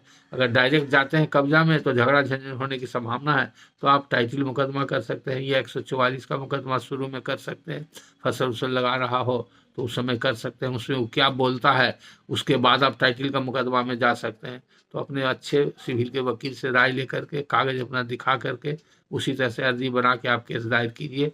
लेकिन आपको अधिकार है, आपका प्रश्न ही है कि मैं तीसरा फरीक पर टाइटल का मुकदमा कर सकता हूं या कोई दूसरा पद, तो कृपया मुझे तो पहला तो ये सही है कि आप टाइटल मुकदमा कर सकते हैं। टाइटल में आपका टाइटल भी डिक्लेयर हो जाएगा, कब्जा भी कन्फर्म हो जाएगा, खिलाफ पार्टी पर इंजंक्शन भी लग जाएगा, सब उसी में हो जाएगा दूसरा मुकदमा करने के लिए। हाँ, अगर कोई फसल उसल लगा हुआ है, बीच में कब्जा करने के लिए झगड़ा झंझट होने की संभावना है, तो 144 का मुकदमा लगा सकते हैं, जो 60 दिन तक चलता है। उससे फायदा ही होगा कि खिलाफ पार्टी लिखित शो कॉज में अपना क्या दावा करता है, कौन सा कागज पेश करता है, वो जान करके तब आपको टाइटल बनाने में आसानी होगी, उसका यही फायदा होगा। जो खर्चा और समय लगेगा 60 दिन, उसमें वो आपका बेकार नहीं जाएगा, उससे आपके वकील को फायदा होगा। तीसरा फरीक उसके बाद लिखते हैं, सर तीसरा फरीक जो है उसने भी 65 डिसमिल जमीन 2015 में भेजा था, बिना बंटवारा के ही, जिसका मैंने क्रेता विक्रेता और केवल दिनांक का जिक्र अपने केवाला में करवाया हूँ। तो सर मेरा प्रश्न थोड़ा लंबा है, लेकिन मुझे मार्गदर्शन करें। ठीक है, उसको भी अधिकार तो था ही, तो अपना बेचा है, तो ये देखना होगा कि किसने अपने हक हिस्सा से ज़्यादा बेचा है कि नहीं बेचा है। 65 डिसमिल ही बेचा है, जबकि 290 डिसमिल है, तो उससे ज़्यादा उसके बाद अगर 65 डिसमिल तेहैया से तो कम है, तेहैया उसका होगा तो इससे ज़्यादा हिस्सा होगा। 65 डिसमिल बेचा है, तो जो बेचा है उसको भी हक हो गया, उसका भी कब्जा हो गया होगा। आगे लिखते हैं, मैं पेशे से किसान हूँ, मेरा 3 प्रश्न है सर, इसका उत्तर देने का आप कृपा कीजिएगा। सर मेरा पहला प्रश्न है, देखिए अविनाश जी अभी सूचना में बोले हैं कि लगातार लंबा प्रश्न नहीं पूछिए, कम्प्लेक्स और कई तरह का प्रश्न नहीं पूछिए। आप तो पहले ही प्रश्न में थोड़ा कंफ्यूजिंग पूछ दिए या भेग पूछ दिए, सही नहीं पूछते हैं। तो ये सब समझ करके इसलिए हमको आज सूचना के अलग से देना पड़ा। तो आप उस सूचना के आधार पर आप लोग आगे से सावधान रहिएगा पूछने के लिए। आप लिखते हैं कि land purchase register related to land purchase से क्या होता है। Register related to land purchase से क्या होता है, ये आपका प्रश्न करने का क्या आधार है और क्या तरीका है, ये हमको नहीं समझ में आया। और कहाँ आप लिखा हुआ देखें register to related, register to related का शाब्दिक माने हुआ कि रजिस्टर टू से संबंधित परचेज। तो अब इसका क्या, किस सेंस में आप क्या पूछना चाहते हैं समझ में आ रहा है। हम अंदाज से ही समझते हैं कि अगर रजिस्टर टू में किसी व्यक्ति का नाम दर्ज है और वो जिस व्यक्ति का नाम दर्ज है उसमें जो जमीन है उसी का खरीद बिक्री अगर कोई करता है, तो उसको कहीं पर रेफरेंस के लिए बोला जा सकता है रजिस्टर टू लैंड परचेज है, रिलेटेड है, रजिस्टर टू में रिलेटेड है, यानी कि जिससे जमीन खरीद रहे हैं वो रजिस्टर टू में उसका नाम दर्ज है, इसका मतलब ये हो सकता है। लेकिन कहाँ पर लिखा हुआ देखें, किस संदर्भ में देखें, इस सब पर अगर जानकारी दीजिएगा तो सही बात भी पता चलेगा। दूसरा प्रश्न है कि सीमांकन उपसमाहता भूमि सुधार से क्या होता है। हाँ, सीमांकन का अभी जो नया प्रावधान आया है बीटी एक्ट के सेक्शन 118 में, वो अंचल अधिकारी को ही अधिकार दिया गया है। लेकिन बिहार लैंड एक्ट जो बना है, लैंड डिस्प्यूट एक्ट, उसमें डीसीएलआर को अलग से पावर दिया गया है, उसमें डीसीएलआर को भी पावर दिया गया है सीमांकन का। हालांकि आजकल फाइल हो रहा है, लेकिन मेरे हिसाब से वहाँ पर जो जमीन सरकार ने बंदोबस्त किया है किसी रैयत को, वो बंदोबस्त जमीन का या पर्चा से अलॉट किया है, पर्चा दिया है, उसका सीमांकन का जरूरत होगा, तो उसी से संबंधित है। जो सीएस खतियान या आरएस खतियान से आपका जमीन चला आ रहा है, आप पुराना रैयत हैं, वो पुराने रैयती प्लॉट के लिए अगर सीमांकन कराना है तो डीसीएलआर के लिए देना उचित नहीं है, अच्छा नहीं है हमारे हिसाब से। उसको कानून में अधिकार सिर्फ है जो सरकार के द्वारा सेटल्ड और अलाउटेड लैंड है उसी के लिए, उसमें कानून में लिखा हुआ है सेटली एंड अलाउटी, उसी को उसमें अधिकार है DCLR को, इसलिए आप अंचल अधिकारी कहाँ दीजिए। तीसरा प्रश्न है तौजी रोल से क्या होता है, तौजी रोल से क्या होता है, कहाँ आप लिखा हुआ देखें तौजी रोल, तौजी रोल तो नहीं होता है, रेंट रोल होता है जो आपको बता दिए थे, रेंट रोल फॉर्म M जो होता है जब लगान निर्धारण होता है उसको रेंट रोल बोलते हैं। तौजी एक अलग नंबर होता है, तौजी रोल अगर हो सकता है कि जो रजिस्टर कलेक्टर के यहाँ जो रजिस्टर होता है जमींदार लोगों का जिसमें सबका तौजी नंबर इंटर रहता है, उस रजिस्टर को भी तौजी रोल कहते होंगे। आप कहाँ से नोट किए हैं, कहाँ देखे हैं लिखा हुआ, ये आप बताए नहीं, इसलिए हम अंदाज से बता रहे हैं। तौजी रोल करके कोई चीज़ अलग से नहीं होता। उसके बाद प्रश्न है Kamini Thakur from Benipatti Madhubani district Bihar, Madhubani district Bihar, इनका प्रश्न है I bought a piece of land in 2018, the seller had given me a registered paper of 1918 which is written in Kaithi language. When I applied for Dakhil Kharij, it was denied by CO. She says that this land is in Anabad Bihar Sarkar Khata. I brought a certified copy of 1918 paper which says according to translator that the seller's ancestor had got this land from Darbhanga Maharaj by Bandobasti. In cadastral survey the land is Gair Majrua Khas, but so many piece of land made from this old khesra I have bought has become kaimi. DCLR is telling to suit a title case in civil court. What would I do? Should I wait for new survey? Please guide me. Last 3 is original and first 3 is certified copy. 1918 के पहले का बंदोबस्ती दस्तावेज कहाँ से प्राप्त करूं? बंदोबस्ती अगर दरभंगा महाराज के द्वारा हुआ है तो आप दरभंगा महाराज के कार्यालय में वहाँ जाके प्राप्त कीजिए, वहाँ से कर सकते हैं। और जहाँ तक आपका प्रश्न है कि आपने 2018 में ज़मीन खरीदे हैं और आपको विक्रेता ने 1918 का पेपर दिखाया है जो कैथी में है, तो उसमें क्या लिखा हुआ है? कैथी में है,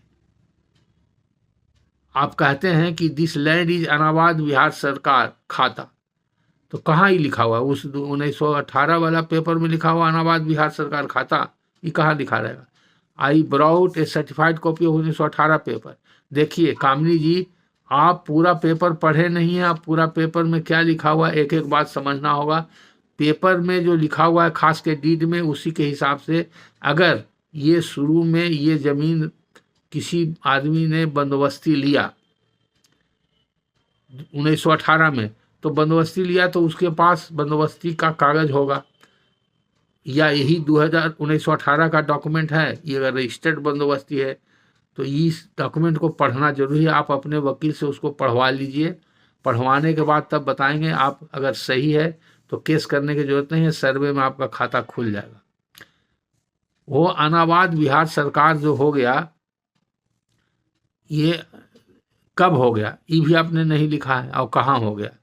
वो क्या रिविजनल सर्वे में हुआ है अनाबाद बिहार सरकार? अगर अभी चल रहा है सर्वे तो आप वहाँ पर आप टाइटल सूट में इसको एंट्री को रॉन्ग डिक्लेयर कराने के लिए सूट फाइल कर सकते हैं। तो आपको कैडेस्ट्रल सर्वे खतियान 2018 का डॉक्यूमेंट, 1918 का डॉक्यूमेंट सब अपने वकील से ठीक से पढ़वाइए और तब ठीक से प्रश्न आप कीजिए। या अगर आप पढ़ी लिखे हैं, आप अंग्रेजी में लिखे हैं, तो पढ़ के सब कंटेंट्स में क्या है इसका शॉर्ट में जिस्ट में फिर दोबारा पूछिए।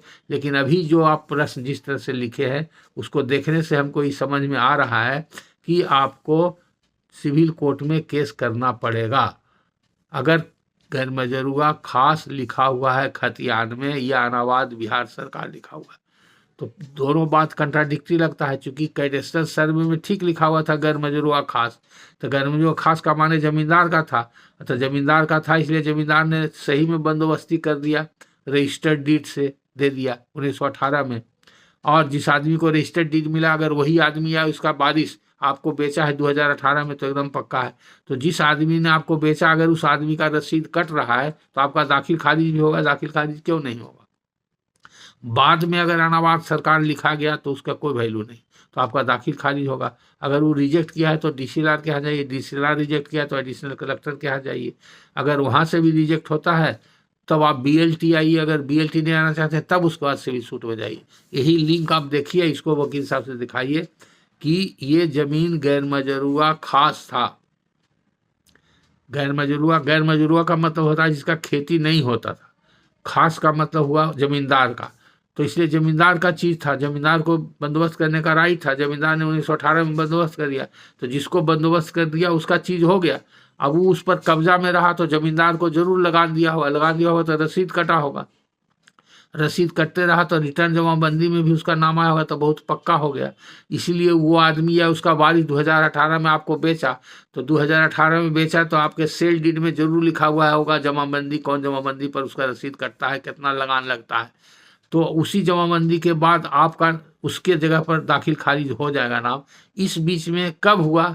रिविजनल सर्वे जिसमें अनाबाद बिहार सरकार लिखा गया, तो आप उस पर कहाँ थे? अनाबाद बिहार सरकार लिखा गया तो वो एक बाधा पैदा करता है। उसको देख करके डीसीएलआर या सीओ घबरा सकता है कि अब आपका नहीं बिहार सरकार देख रहा है, तो बिहार सरकार का नौकर है, इसलिए नौकर बिहार सरकार के खिलाफ नहीं जाना चाहेगा, तो आपको दिक्कत कर सकता है। फिर भी आपको ऊपर के कोर्ट में दाखिल खारिज हो जाएगा अगर पहले से रसीद कट रहा है उसका। तब अगर रसीद नहीं कट रहा है तो दिक्कत है, तब वैसी स्थिति में आपको टाइटल सूट में जाना होगा और एंट्री रॉन्ग है ये डिक्लेयर कराना होगा।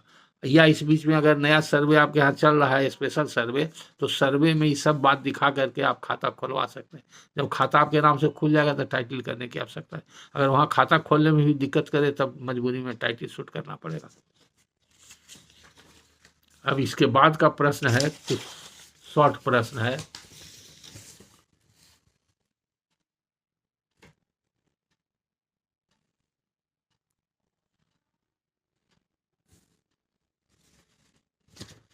रमेश तिवारी अरवल से, देखिए तिवारी जी, अभी जैसा आपने सूचना दिया है उसी सूचना के अनुसार फिर से आपको कह रहे हैं, आपने हाथ से लिख के 2-3 पुर्जा पर महीन महीन दिया है। एक तो आपका लिखावट क्लियर नहीं है और आड़े तिरछे फोटो करके दिए हैं, तो हम 3-4 बार उसको कोशिश किया पढ़ने का, हम नहीं पढ़ सके। अब ऐसा है कि उसका प्रिंट भी निकालेंगे तो काला हो जाएगा, तो आपका हम पढ़ नहीं सके हैं। आइंदे से आप इस तरह का नहीं भेजिए, आप फिर से उसको बढ़िया से लिख करके या टाइप करके भेजिए और एक ही कागज़ पर एक बार में भेजिए, 4-5 कागज़ मत भेजिए, तब उसका जवाब देंगे। उसके बाद है प्रश्न, शिशिर राठौर, ये गया से लिखते हैं, इनको परेशानी हुई है certified copy of wasting return लेने में, और कई बार वो प्रयास किए, हम व्हाट्सएप पर तो जवाब दे दिए हैं, फिर आपको एक बार हम बता रहे हैं कि अगर मान लीजिए कि आपका कहना है कि पैसा ले करके कर्मचारी ने आपको रिटर्न जमाबंदी देखने के लिए दिया और वो बिल्कुल सही है, लेकिन जब चिरकुट आपने दिया तो कहता है कि फटा हुआ है, इसका नकल नहीं मिलेगा। आरटीआई में भी आपको नहीं दे रहा है, सेकेंड अपील तक गए हैं, तो आपको हमने सलाह दिया था कि आप हाई कोर्ट में रिट फाइल कीजिए, कानूनन आपको मिलने का नियम है, आपको मिलेगा। अगर आप रिट नहीं करना चाहते हैं, अगर कोई डिस्प्यूट है किसी प्लॉट का, उतना जानकारी लेना चाहते हैं, तो अगर वो आप खोज लीजिए, कर्मचारी को पैसा दे के देखें, रजिस्टर खोज दिए जहाँ पर वो एंट्री है, तो उसके सहमति से बैठ के वो एंट्री को आप उतार लीजिए, उसको दिखा करके आप अपने वकील से केस बनवा सकते हैं। और अगर संभव हो सके तो मोबाइल से उसका फ़ोटो ले लीजिए। ये 2 काम आप कर सकते हैं अनऑफिशियली, जानकारी के लिए। जानकारी हो जाएगा कि एक्चुअली किसके नाम से रिटर्न जमाबंदी है कि नहीं। और कानूनी तरीके से अगर नकल लेना चाहते हैं तो सिवा आपको रिट फाइल करने के कोई उपाय नहीं। और अगर इसी बीच में आपको सिविल सूट फाइल करने की आवश्यकता पड़ गया तो सिविल कोर्ट में, आप सिविल कोर्ट में केस जो फाइल कीजिएगा टाइटल का, उसमें भी आप डायरेक्शन दे सकते हैं, मांग सकते हैं, कॉल फॉर करवा सकते हैं। सिविल कोर्ट को पावर, जब कोई मुकदमा रहेगा तब उस मुकदमा में रजिस्टर 2 को कॉल फॉर किया जा सकता है। कोर्ट का आदेश होगा तो कोर्ट में चला जाएगा, जब कोर्ट में आएगा तो कोर्ट से आपको सर्टिफाइड कॉपी मिल जाएगा। ठीक है। उसके बाद प्रश्न है पवन कुमार मिश्रा, सुपौल। इनका प्रश्न है कि 1941-42 का खतियान दादा के नाम से है और शेष रिटर्न भी बना है, लेकिन वेस्टिंग रिटर्न नहीं है। और खतियान में बकास्त बकब्जे जर पेशगीदार लिखा हुआ है। कोई व्यक्ति इसी जमीन का फर्जी मोटेशन करवा लिया है और एडीएम में केस जमाबंदी कैंसिलेशन का चल रहा है, अभी मार्गदर्शन चाहते हैं। तो सब भेग भेग है, इसमें कोई मार्गदर्शन नहीं दिया सकता है। इसमें जो वकील आपके काम कर रहे हैं वो क्या ग्राउंड बनाए हैं, क्या कागज देखे हैं, वो अपने वकील से हमसे बात करवा दीजिए, तब मार्गदर्शन दे सकते हैं। या अगर एडीएम का फैसला आपके खिलाफ होता है तब फिर मेरे पास आइएगा सब पेपर ले करके, तो आगे के लिए मार्गदर्शन दे सकते हैं। और आखिरी प्रश्न है, ये प्रश्न बहुत ज़्यादा इम्पोर्टेंट तो नहीं है, लेकिन पूछने वाले बहुत इम्पोर्टेंट व्यक्ति हैं, बहुत विद्वान व्यक्ति हैं। वो पूछे हैं, मेरे ख्याल से उनका नाम है सुरेश शर्मा, नाम तो हम नोट नहीं किए हैं, लेकिन वही इस तरह का प्रश्न पूछते हैं। वो कहते हैं कि सीपीसी में कहीं सिविल ऑफिसर का डिफिनेशन नहीं है, तो सिविल ऑफिसर और सिविल जज में क्या फ़र्क है, तो कैसे उसको पहचानेंगे, या कुछ एकेडमिक सवाल है।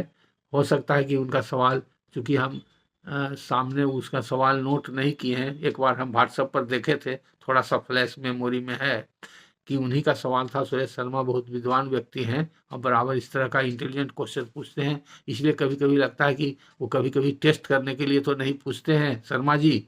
तो हम एक ही लाइन में आपका जवाब देंगे कि अगर आप सीपीसी में खोज रहे हैं सिविल ऑफिसर का डिफिनेशन, तो सीपीसी में नहीं है, आप तो पढ़ ही चुके हैं, सेक्शन 217 आप पूरा रेफर कर ही चुके हैं। आप जनरल क्राउजेज एक्ट भी देख लीजिए, सेंट्रल भी है और स्टेट का भी है, शायद आपको उसमें मिल जाए। अगर उसमें कहीं नहीं मिलेगा तो प्रिवी काउंसिल का डिसीजन खोजिए, कोई न कोई जजमेंट मिल जाएगा। हम खोजे नहीं है, मेरे पास समय नहीं था कि खोजे, और ये बहुत ज़्यादा महत्वपूर्ण नहीं है मेरे लिए इसका जवाब देना। हो सकता है आपको क्या ज़रूरत पड़ा हो, आपके लिए कुछ महत्वपूर्ण हो, इसलिए प्रश्न की हो, लेकिन हम अपने अनुभव के आधार पर आपको बताना चाहते हैं। चूँकि आपने लिखा था कि हमारे अनुभव के अनुसार ही आप एक्सपेक्ट कर रहे थे कि हम शायद कुछ जवाब दे दें, तो उसका एक जवाब है जो वाइड स्पेक्ट्रम में हम दे रहे हैं, जो बोलचाल की भाषा और समझने की भाषा कॉमन पार्लेंस में होता है, कि इंडिया में 2 तरह के विभाग होते हैं मेजर पार्ट में कहिए। एक हुआ जो सिविलियन राइट्स से संबंधित है, और एक हुआ मिलिट्री और डिफेंस से संबंधित है। तो मिलिट्री माने नैरो सेंस में करें, मिलिट्री में सब आर्मी हो गया, एयरफोर्स हो गया, नेवी हो गया, सब जो आर्म फोर्सेज हमारे हैं। तो फोर्सेस से संबंधित नियम कानून अलग है, कोर्ट अलग है, तो वो उसका अलग बोला जाता है। और जो अदर देन फोर्सेज है उसको सिविल बोलते हैं। तो ये सब सिविल माने असैन्य, सैनिक अदालत और असैनिक अदालत। जैसे सिविल असिस्टेंट सर्जन, तो उसको क्या बोलते हैं, असैनिक, असैनिक सिविल असिस्टेंट, वहाँ पर असैनिक वर्ड यूज करते हैं उसका हिंदी में। तो जो सैनिक से संबंधित नहीं है वह असैनिक। तो जो भी सिविल जज होता है वो सभी सिविल ऑफिसर्स होते हैं। Civil officer is a wide term, उसके अंदर सभी आएंगे। जो भी ऑफिसर्स रैंक है, जो कि एक लाइन में उसको कहा जाए, the officer who exercises authority over affairs of civilians, all are civil officers. अब इसके कैटेगरी में जो आगे जितना कोई इंजीनियर है, कोई डॉक्टर है, कोई और पदाधिकारी है गवर्नमेंट का, वो सिविलियन ऑफिस, एडमिनिस्ट्रेटिव ऑफिसर है, रेवेन्यू ऑफिसर है, जो भी है वो सब सिविलियन, जज भी है तो वो भी सिविलियन ऑफिसर है। इवन कि मजिस्ट्रेट है, वो क्रिमिनल मैटर्स देख रहा है, but he is also a civilian officer in this wide spectrum. वो सिविलियन ऑफिसर जो कि सिविलियन के अफेयर्स को देख रहा है। अगर आर्मी का कोई मैटर होता तो वो आर्मी का कोर्ट मार्शल जिसको कहते हैं वो देखता, उसके जुडिक्शन में। तो वो मिलिट्री से अफेयर्स, मिलिट्री अफेयर्स से संबंधित है। तो जो डिफेंस पर्सनल से अफेयर्स से संबंधित है वो मार्शल कोर्ट, मार्शल जो होता है या आर्मी कोर्ट होता है, वो आर्मी कोर्ट उसको देखता है और करता है।